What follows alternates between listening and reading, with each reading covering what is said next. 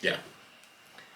Welcome back, guys. We're ready for 273 this weekend. Coming up, huge card. Had a week layoff. Ready to get back into it. So, basically, you want to start at the bottom or the top? I think we should start at the bottom. Start at the bottom? Yeah, get through those first. Yeah. So this is your weekly jabs and dabs. Weekly jabs and dabs. Starting now. So we're going to start with the jabs. Alright, so the first fight on the card is Julio Arce and Daniel Santos. Santos is making his UFC debut, coming in at a plus 155 underdog against Arce, the 7-fight UFC veteran. What's your takes on this one? I think Santos is just more athletic. Yeah, I agree. Santos comes from that shoot boxing style. When he gets inside, he really explodes with those punches. And I think in general, veterans have trouble with young athletic shooters. Arce, he did get knocked out by Song Yudong in his last fight, so he has shown a little chin susceptibility, but he's 4-3 in the UFC, 17-5 overall. Kind of trading off wins and losses, and I don't know. I just see Santos coming in. And do we know who that one loss Santos had, or when it was? Back in 2016 against Murad Kalimov back in the ACA. And, looking at his Tapology, he actually hasn't fought since 2019. So that's a little pause for concern. But I'm still going to go with Santos here. Same here. That is a little bit of a concern. But Arce, I don't know. He was knocked out by Andre Ewell, and Ewell was just cut back in February. Right. So, not exactly the strongest of wins he has on his record. Although he does have a decision win over Dan Ige, who's a top 10 featherweight. Little weird to see on his record considering his other losses, but that was 4 years ago. Yeah, it was right when Ige was coming off the Contender Series, so yeah. I think that Santos can come in and surprise a couple people, and I don't see a reason to bet on Arce here at minus 180. Right. I think I'm personally not going to have a bet on this one, but I do think it's a dog or pass situation here. And I'm going to pass on the bet too. So at 155, that's not going to make me much money. Yeah. So it's not exactly. I'm not confident in this one enough to put a bet on it. I'm pretty confident. I just, they're too close. Yeah. So next fight on the card is Pierre Rodriguez and Kay Hansen, strawweight fight. Go Kay. Go Kay. Whatever. I think Pierre Rodriguez is going to come in and absolutely dominate this fight. Kay Hansen tried to move up to from strawweight to flyweight in her last fight. Did not work out well against Jasmine Juzdabegius, or however you say Jasmine's last name. But I do really like Juzdabegius. I like her as a prospect. But Kay Hansen, she's a grappler that tends to not take it to the ground. Yeah. And that worries me a little bit here against Piera, who's more of a boxer, and she does have a good ground game though, so. The odds have them almost dead even. Yeah. And I don't know. I just like Kay. Yeah. Well, you like her OnlyFans account? Absolutely. Nah, but Piera, I watched her on the Contender Series, and I was very impressed by her. I thought she would get the finish, but she didn't. Stuck it out for the full 3 rounds, and. I just think you don't think it's going to be close, but, I'm going to go with the odds that it's going to be pretty close, but, which is, crapshoot. So, I'm going to go with Hansen, but I think she just has more to lose. She does. She's 1-2 in the UFC, coming off another loss, and, that could be it. It could be it. If, a 7-6 record, they're not going to want to keep her when she's a .500 fighter, so. This is a big opportunity for her, and she does have to come out and prove she belongs, but I just think Piera is a tough test for her in that situation. All right. 60, flyweight worldwide, flyweight Latin America. Yep. Yeah. I don't know. Next fight on the card is Hernandez and Friend, and long-winded way to get to this fight, but Hernandez was originally scheduled to fight somebody, and then it fell through. Got moved up to fight Duplessis. Duplessis chose to go for the Gastelum fight after who fell out? Imavov fell out of the Gastelum fight, and then saw what happened with Gastelum. I don't want to say he's ducking him, but yeah, sounds like it to me. Doesn't look great. But I know you can get injured at any point, but it's a little weird. But anyways, we have Josh Fremd here stepping in on short notice, and I haven't seen much of him. I will admit that. The first thing I noticed was he's just huge for the division at 6'4", but his reach doesn't seem to be as big of a advantage as you would think at that height. It's only a 1-inch reach advantage, so I guess. 6'4" though. Yeah, he's coming in as the plus 135 underdog. I really like Fluffy Hernandez here. You know. I agree. Coming off that crazy sub of Adolfo Vieira back in last year when Vieira was just dominating and then he just gassed himself out like he always does. And, yeah, but I like Fluffy too. I mean, I just don't know enough about, Fremd. Yeah, I've never watched one of Fremd's fights. I'm not afraid to admit it, but I just don't see him being able to contend with Hernandez here on short notice coming in. Yeah. And yes, he did get dominated by Kevin Holland, but I really don't think that Fremd is on the striking level as Holland, so 2-2 in the UFC, and I expect him to make it a winning record here. And, he also has notable wins outside of the UFC, in Brendan Allen and Jordan Wright, so... Oh, that's right. He does have more UFC quality opponents than just his 4 fights. True. So you're leaning Hernandez here as well? I am. Yeah. I am. I think... it's hard to tell, but I like what Fluffy's done in the past, and he really took advantage of, Vieira when he got gassed. Yeah. So. Looks like Fremd is pretty well-rounded. He has decisions and knockouts and subs, so. But his one fight against a UFC quality opponent was Gregory Rodriguez, and he did get knocked out in round 1. He did. And the RoboCop hasn't exactly translated over to the UFC, so I don't know. We'll see what happens here, but I would feel pretty safe in laying down a bet on Hernandez, and maybe even Hernandez by sub. So. Yeah, I agree with you there. I don't agree with you a lot, but I agree with you. Glad we're on the same page there. This one, I think we're on different pages here. Alexei Oleinik taking on Jared Vanderaa. Oleinik was supposed to fight on the last Fight Night card against Alir Latifi. I don't know, they weighed in. It was really weird. Got called off either the day of or the day before. It was really weird. They moved it to this card, and Latifi's out again. So in steps Vanderaa. Vanderaa's coming off a split decision loss to Arlovsky in a fight that I believe he should have won. Not on the judges' scorecards, but he just looks starstruck in there. And I don't know. I don't see that happening against Oleinik. So. Well, Oleinik, I just think the Anaconda is just gonna wrap his snake around him, and I don't know. You said starstruck. I think that sort of describes it, and I just think the wily veteran is just going to have complete control of the octagon from the beginning. And I agree, I don't think he can control it for too long. So I think if Oleinik does win, it's going to be a submission off his back. Right. He doesn't really have the wrestling to push it to the ground. No. And the other thing is Oleinik's a former middleweight. He weighs in around 220. Yeah. Vanderaa's a big boy. He takes full advantage of the heavyweight weight class.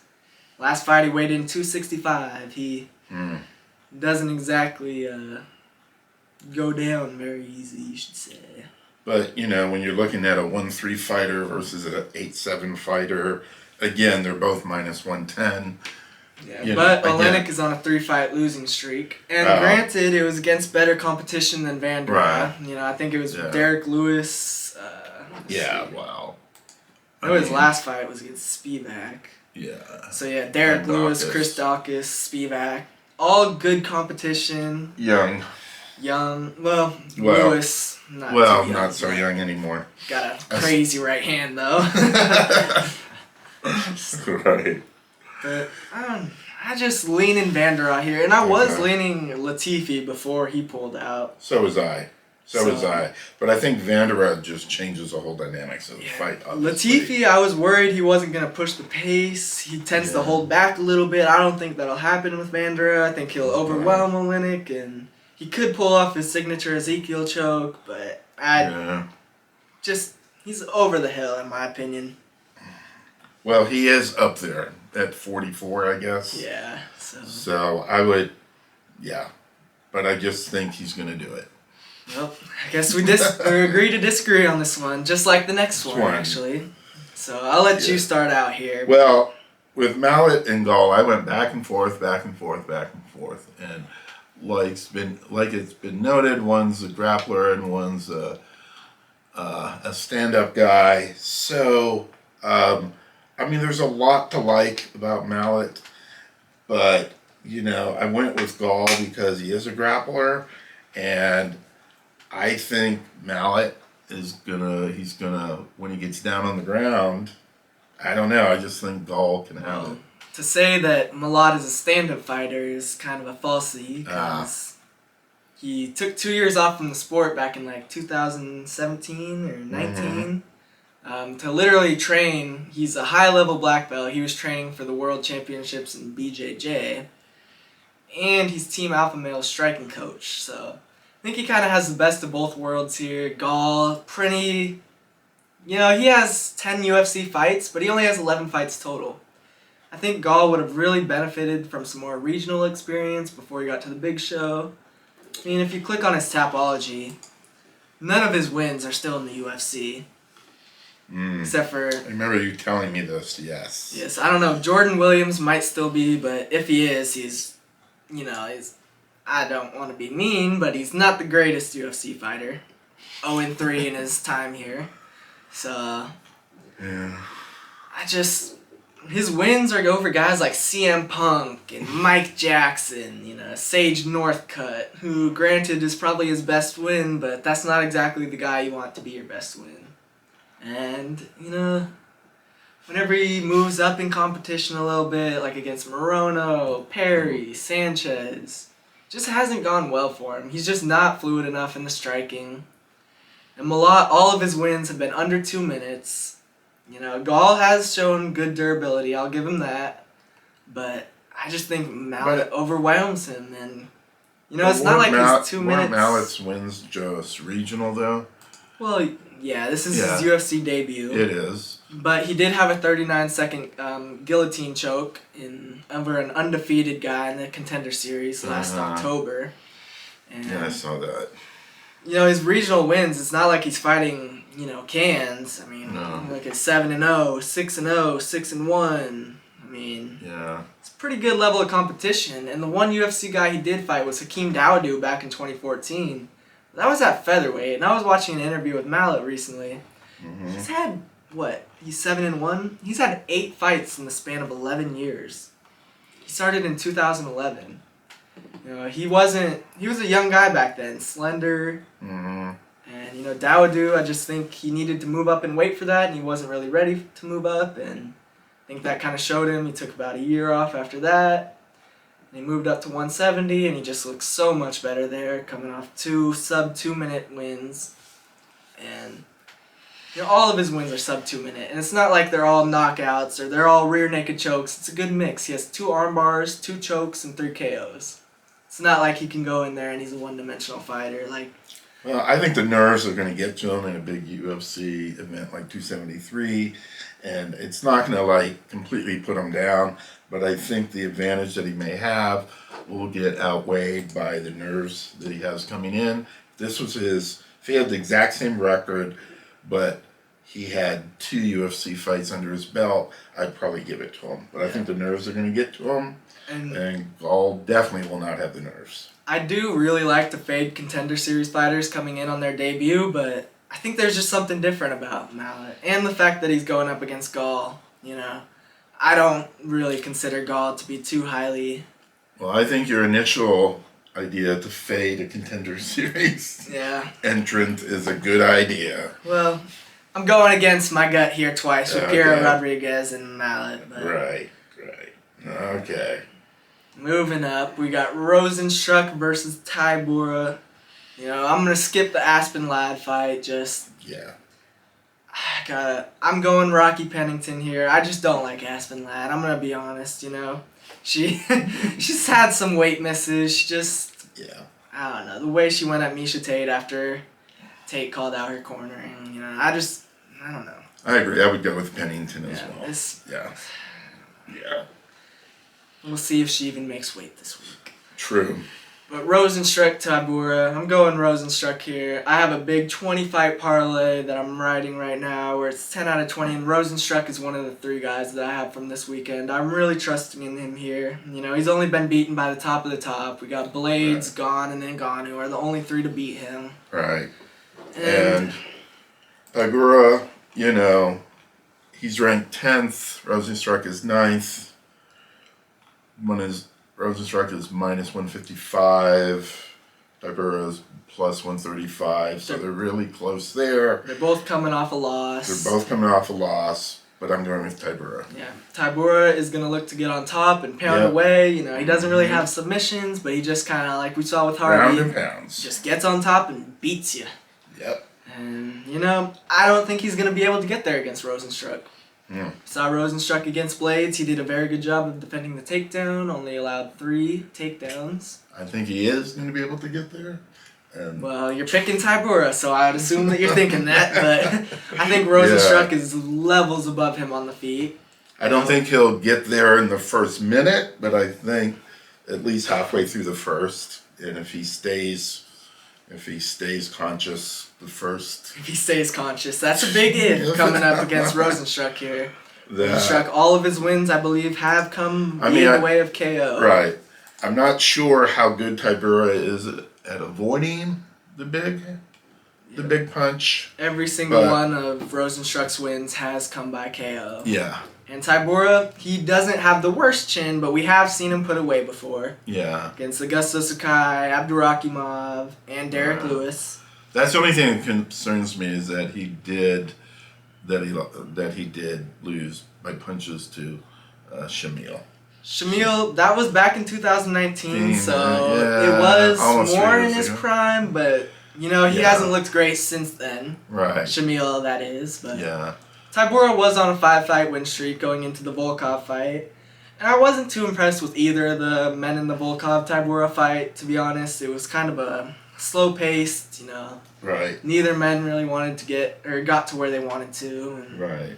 Just wasn't impressed. Rosenstruck is known for holding back a little bit, but I think he'll be able to let it go and find the target this fight. And well, hopefully Tybura has him on the ground before then. I don't think it's going to happen, but he's only lost to the top of the top, and we've seen Tybura struggle against guys like Abdurakhimov and Sakai, who are not top, I wouldn't say they're top 15 fighters at this moment, so. Well. It's good, though. We got a lot of contradicting opinions here. Yeah, so. well, we'll see next time how we fared on this. Mm-hmm. But the next ones... So we have Gary and Weeks, a nice little welterweight fight here, and this to me is an easy one. Pretty straightforward here. Gary is just on a roll. He's the whole package. He is. I can't think of anything negative to say about Ian Gary. He did almost get knocked out in his first fight against Jordan Williams, but he hung in there. Pulled it out. 1 second left in the first round. Gets the right cross KO. Yeah. And, Jordan Williams isn't exactly the best competition, but neither is Darion Weeks, coming in at 5-1 in the MMA. Yeah. He only has 6 fights. He's 0-1 in the UFC. He's had 2 boxing matches. Went 1-1 in those, and somebody's going down. I will tell you that much. Weeks maybe because he was a boxer. should know his way around. And Weeks, all of his wins pretty much have come by knockout. So yeah, I mean, maybe if that's one you want to really, I would play a bet on Weeks a big by KO. Yeah, nothing else. Not a money line. I mean, honestly, I don't know Weeks' footwork when he stands up, and I don't know if he has a good head fade or not. But if he does have good feet work and he does have a good fade, then maybe it will be a lot closer than we think. And he is very undersized against Gary. I believe Weeks is 5'11", and Gary is what, 6 something, 6'2".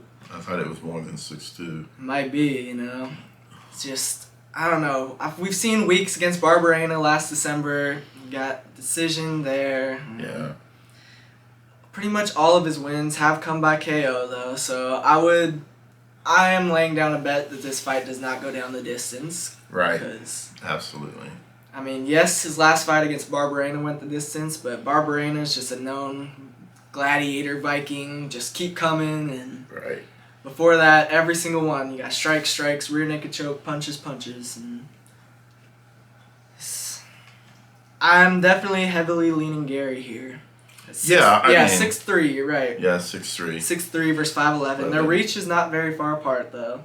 So. Yeah, that is weird that someone who's 6'3" is only 74-inch reach. That's a little weird. So, and the reach is only 2-inch difference. I still think it's, Gary's to lose. I mean, and he's at the much better gym, Sanford MMA. Right. He's getting top quality coaching there. Yeah, I've never heard of Hewlett House MMA. I haven't either. Let's see. But he's only a moderate underdog. I thought it would be a lot higher, but maybe because Weeks is a good boxer. On that 20-fight parlay that I got Gary at -210. And that's a price that I'm a lot more comfortable paying for him. I don't know if I would lay a straight bet on Gary here at -350, 365. Yeah. So I'm not sure I'm comfortable with that much, given the fact he was almost KO'd by Jordan Williams. Mm-hmm. But I do think he pulls it out here. Yeah. And I just don't like the 350 line. But doesn't change the fact that I do believe he's going to win, though. Yeah. It's his to lose. Definitely his to lose. And that's the featured prelim bout, so on to the main card here. Starting out a bit of a weird first main card fight. You'd think it'd be Rosenstruck, Tybura, 2 top 10 heavyweights, but no. Going Vince Pichel and Mark O. Madsen here. Some really, almost 30 ranked lightweights. Yeah, they're both coming off of 3-fight winning streaks, and they both actually fought on the same card last August, which was their last fights. Pichel picked up a win over Austin Hubbard, and Madsen, it's a weird fight with Clay Guida. We're used to seeing Madsen being the Olympic wrestler. Yeah. He didn't take Guida down once, beat him all with basically a left jab. Basically all he had there. Yeah. But he showed improvements on the feet, and coming in, I was leaning Pichel, but, going back, watching the film, Pichel has a tendency to get taken down. Each of his last 4 fights, he's been taken down at least twice, even when he's won. And I just think Madsen, as an Olympic wrestler, gets him down and can keep him there, I'm going to ride with a dog on this one. Marco Madsen coming in as a +110 dog. 11-0, 3-0 in the UFC. Pichel, since being on The Ultimate Fighter, he's racked up a 7-2 record in the UFC. Yeah. By no means a bad fighter. I just think Madsen will get the better here. You know me, I'm never one to shy away from the puppies. Yeah. But I was, I liked Pichel from the beginning, and I think Madsen would be a good underdog to go with. If you're looking to go that way. It's basically a pick'em fight, though. It is. At 130 and 110, it's a pick'em. So, but I like Pichel. Yeah. So. He does have good scramble ability when he gets taken down, but he does get taken down a lot, and I just don't see that working well. He's not held down for very long. No, but Madsen is an Olympic wrestler. I don't know if you can say the same thing about Austin Hubbard, who took him down 4 times in their last fight. Yeah. If Hubbard can take him down 4 times, Madsen beat Hubbard as well. I think Madsen this will be one that we can really. This is interesting too because they're both like 38-year-old lightweights, which is when they tend to slow down. But Madsen, with less experience on the UFC scene, I think he holds up for a while longer than Pichel. So I will be rooting for Vince Pichel here, but I do think Marco Madsen is going to win. Okay. Well, that's interesting. Yeah, I like Vince Pichel. I like him. So, moving on, we have Tisha Torres coming in against Mackenzie Dern. This is literally a pick'em fight. Yeah. Both are minus 110. And I'm going to be honest, I don't know how this is a pick'em fight. I think the tiny tornado, Tisha Torres, is going to come in and overwhelm Dern. Just that lackluster performance against Rodriguez in her last fight. It's a main event spot, I get it, a lot of pressure moving up, but Rodriguez was in that same situation. And she handled it so much better. Dern's only way of winning, in my opinion, is a sub. She just doesn't have the wrestling to get it there. If you have elite level Brazilian Jiu-Jitsu, I feel like she should just be drilling in camp, wrestling, nothing else. But doesn't seem to have that in her game quite yet. So. Well, I'm going to go against what I normally do, and everything is pointing towards Dern. She has the odds. She has the rank. She has my vote. So I'm going to go with Dern. Yeah, Torres was on a 4-fight losing streak, but they were all against former champs and Rodriguez. Yeah. And she looked good against them. She was just holding back, I feel like. In these past 3 fights, she has not held back whatsoever. It will be a good fight, I think. It'll be interesting to see if Torres can, Rooting for Mackenzie Dern, I think all of us fellas know why. But, I hopefully. Just don't see her getting it done here. And if she does, I am going to play Torres, but I'm also going to play Dern by sub. Because that's just her winning chance, I believe. Yeah. The rest of the main card and the main events goes. Got a bunch of heavy favorites coming up here, as I'm sure you all know. Yeah. But this, it's, Burns and Chimaev, it's like, at minus 525, it should be probably minus 1,000. But, Burns, because of who he is, I think retains some respect. And, like Volkanovski, it probably should be like minus 700. Yeah. But... And he was minus 650. I'm a little bit mad. I put him in a parlay when Hamzat was minus 650. Yeah. Now he's dropped down to minus 525. Again, that's not to say Burns can't win, but he's going to have to do something different. Yes. And, it's hard to tell what these guys are thinking, the big underdogs. It's hard to tell. Some of them go in saying, I'm just going to, wrestle my game. I'm going to do what I always do, wrestle my game, because I know it's better. But if he does that, he's going to lose. And so, but is he the kind of guy that realizes that and says, I'm going to change it up? You just never know. No. But, I don't know Gilbert Burns personally, neither do we. So, haven't read anything that he's going to try anything different. Well, he does have Usman kind of helping him a little bit. Yeah, a little bit. But not training because he does have that hand injury, but I guess he's coaching, which... Is that what he's doing? I'm a little confused. I've seen that he's been helping. I'm a little confused too. I don't know if that's just... He's like giving him advice and quasi-coaching. I'm a little confused. I think it's a little... Usman, I think, is scared of Chimaev. Not scared per se, but... Yeah. I think he wants Burns to win so that he doesn't have to... put his belt on the line for... Right. I think he would be much happier fighting the Leon Edwards and the Vicente Luques, Bilal Muhammad's of the world. Than Chimaev. Chimaev, I don't know how much longer he has at welterweight because he's such a huge guy for that division.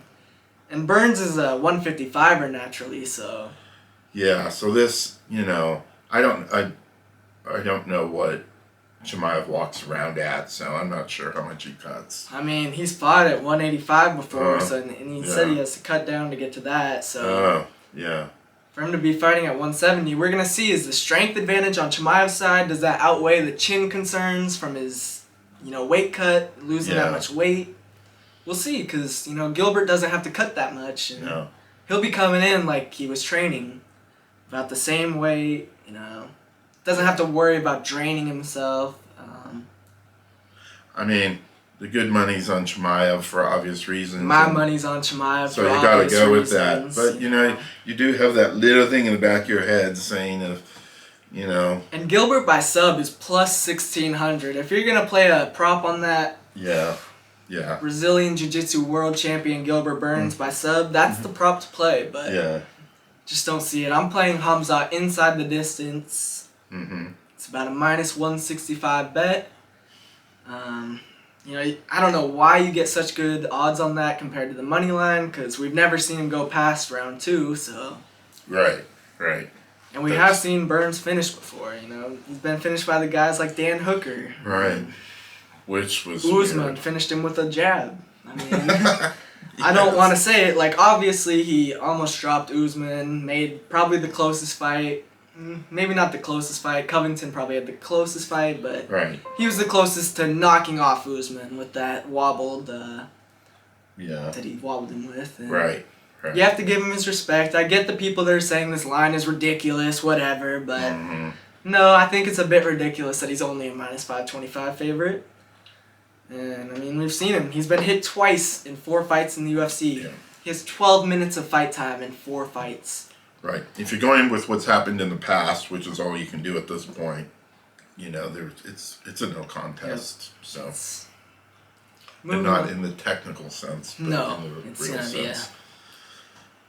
But who do we got next? Aljo and Jan, finally. Wow. Yeah. Been waiting for this one for over a year now. 2 guys who apparently hate each other for good reason. Apparently, yes. I mean, Sterling's antics with the belt before Jan got the interim belt. Yeah, it was so weird. He dropped it in the ring and acted like he was so... like he didn't even want the belt, and then a week later he's parading it around, which I get he has every right to. He's the champ, but it's just a weird shift in face. And yeah. But, I'm not certain. I disagree with Jan that maybe that fight shouldn't have been just a no contest. But, I mean, I'm not sure. I guess the rules say it's a DQ. It's a DQ. It's a DQ. So can't argue that. So DQ means you lost. He stood there. The ref said he was down. There's no argument there. He threw it. Through the knee. It is what it is, and now we're here. Yeah. And Sterling has not fought since then. Right. He's been dealing with a neck injury. Well, that's an understatement. A neck injury. It seems like this. It almost seems like his neck is broken. Yeah, it was. And I don't remember how he injured it. I don't know if it was in the fight. No, he said it was leading up to it. He was dealing with it for a while, and that just intensified it and made it worse. Obviously, take a fucking knee like a cannon to the chin. It's gonna. Yeah, that's not gonna help. Not gonna help. No. But, this fight. The line is 360 and 490. It's 490 for Jan. I mean, that makes sense. I don't know. Based on the last fight, that does make sense. Jan is coming off an interim championship fight against Corey Sandhagen back in October. He lost the first round or 2, but came back and dominated the second half of that fight. Right. And that's what he tends to do. He starts out a little slow, feels his opponent out.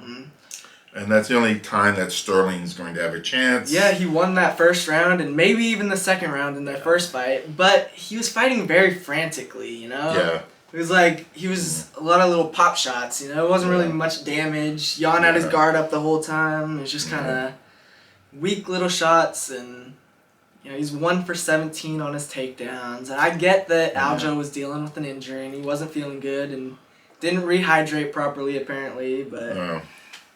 it was a lot closer fight. When I went back and watched it, it was way closer than I remembered it. And I don't know. It's just Aljo was just in that 3rd and 4th round. He was just getting thrown around. Yeah. Wasn't good didn't look good.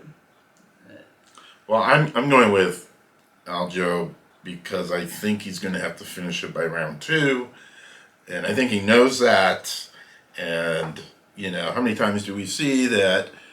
If a stand-up guy isn't subbed by the end of the second round, then he has a chance. Yeah, so, and we've seen Aljo do that before. He had a sub of Corey Sandhagen, and I believe it was less than a minute. Right. If I remember correctly.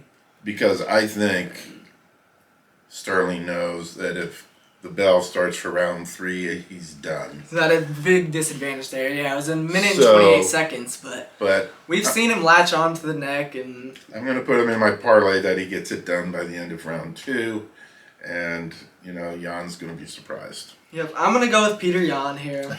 Surprise.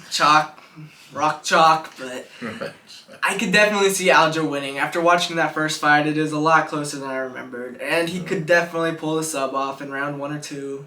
Mm-hmm. But we've seen Peter Yan lose before to Magomed Magomedov. And he came back. A lot of people didn't think he lost that fight. Came back a year later and absolutely dominated Magomedov.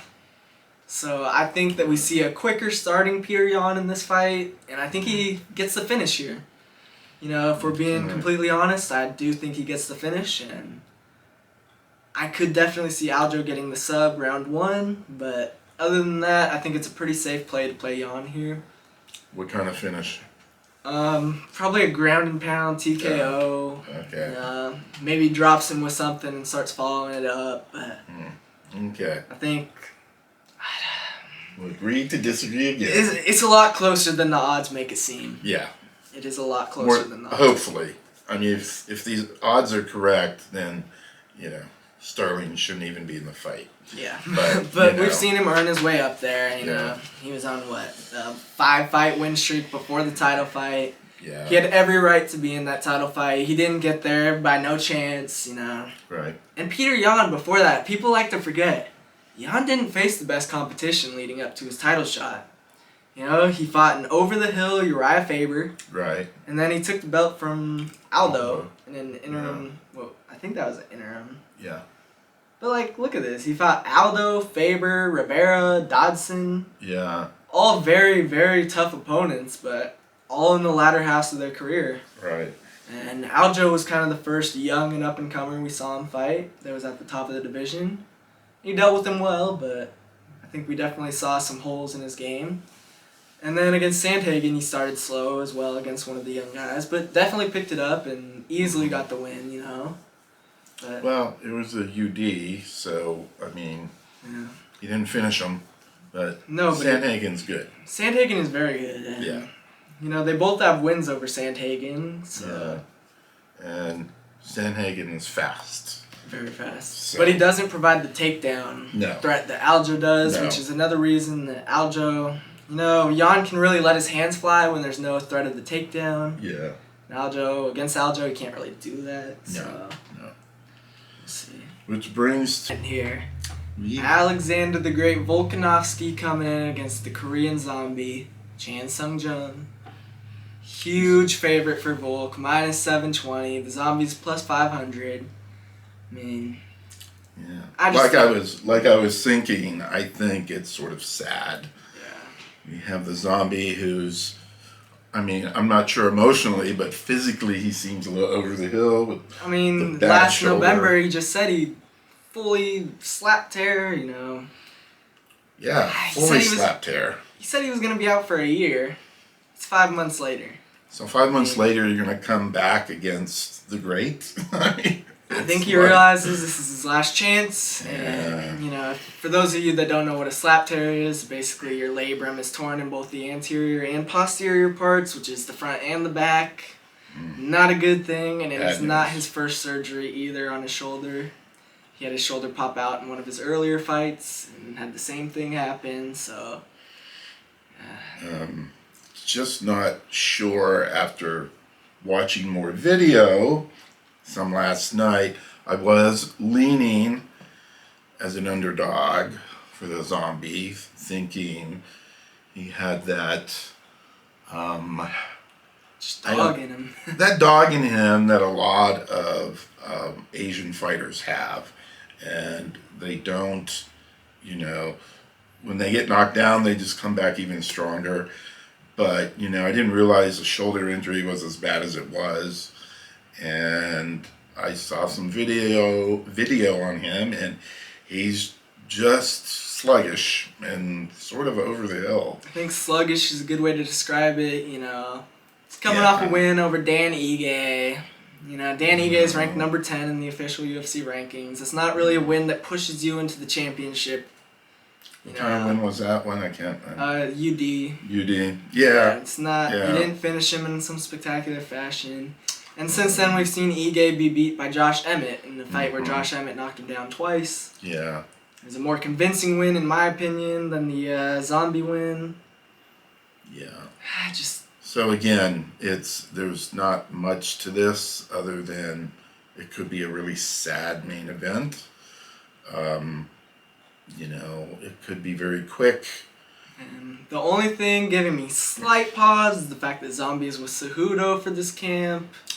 And he is. Cejudo seems to be, from all accounts, an amazing head coach, and he helped Figueiredo back to beat Moreno. He did. I just don't think he can improve Zombie that much in that short of a time. He's very defensive lacking, and he's gotten better over the years, but not to where he needs to be to compete with Volk, who's arguably the best defensive guy in the whole sport.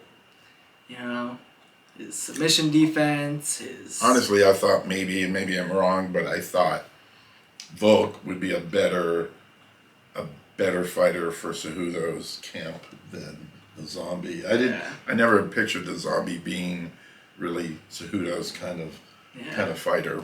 Yeah, but neither do I. But I guess he's not really a wrestler, so he's going there to learn the wrestling, I guess. I mean, not sure how much you can improve in 3 months, but we'll see. Volkanovski, he beat Max Holloway in a striking battle, and then he escaped Ortega's triangle and guillotine chokes, which were the deepest that I've ever seen. Yeah. We know he has the durability. We know that he has the heart. We know that he does not give up. I don't know. I saw that deep guillotine on him by Ortega, and one view you can see his eye flutter a little, and I think if the ref had just maybe been on the other side, he may have broken it. I mean, you could see his legs just flopping like a fish out of water. Right. That's a telltale sign they're about to go out, but... Yeah, I don't remember who the ref was, but I guess he just wasn't in the position that the camera was. That was your favorite reffing moment of all time with Ortega in the corner. How many fingers are you holding up? Purple. It was a meme, but it was a really well done meme. Yeah. And when the ref asked Ortega how many fingers he's showing, Ortega says purple. Yeah. And so. But in reality, I don't know if he said 3. But he did not say 3. He said a different number, and I really can't remember who the ref was, but he gave him multiple chances, and he was finally able to get it. But, he's beaten Ortega. He's beaten Holloway twice, beat Aldo. We've seen the Zombie against Ortega and Aldo. Ortega outstruck him 2-1 in their fight, and Volkanovski outstruck Ortega 2-1. Right. So if we're looking at it, I know it's MMA math, and MMA math doesn't always add up, but from what we've been given, I just don't see it happening here for the Zombie. Right. Well, there's 13 fights. There's 1, 2, 3, 4, 5, 6, 7 out of the 13 we're going head to head on here, so we'll see next week how we did. Yeah. So we're each gonna pick 10 fighters now and give you our official 10 fighters. We're gonna keep track over the series. And so for my 10 official fighter picks, going Volkanovski, Peter Yan, Hamzat Chimaev, Tisha Torres, Mark O. Madsen, Ian Gary, Jairzinho Rosenstruck, Mike Malott. Let's see. I'm going to go Piero Rodriguez, and Rocky Pennington for my 10 picks. And I'll let you know how I do next week. I think I'm smelling a 9-1 week coming. Well, in your dreams. In your dreams. Do you want to let them know what our standings are right now? I don't know. I don't. We'll save the embarrassment. Yes, so, he's done a little better than me. Who are your 10 official picks for the weekend? Volkanovski. Barring any changes in the schedule last minute, obviously. AJ. Chimaev. Dern. Pichel. Gary. Rosenstruck. Gall. Hernandez. And Olenek. Okay. Yeah. Those are my 10. Okay. So we'll fill you guys in. You know, the start of next episode will probably be a recap of the previous weekend and how we did. Yeah. You know, obviously I'm gonna win, but no, we can kind of look back and see how he lost. Did you go 7-2 2 weeks ago, or was that me? Did you go 62-20 this year so far? Oh. Or was that me? Oh, that was me. Okay, yes, he's done well. Oh, okay. My bad. I went 6-3 last time. He went 7-2. That was his first win of the year. We'll give props where it's due. Was it the first? It was. Good thing the year just started, almost. 3 months ago. 3 months ago. But the quarter just started. We're gonna do this in quarters, so. Yeah. So this is the first fight of the quarter, the second quarter of the year. So. We'll see you next week. Hope you guys have a good time watching the fights this weekend. It's going to be a fucking banger.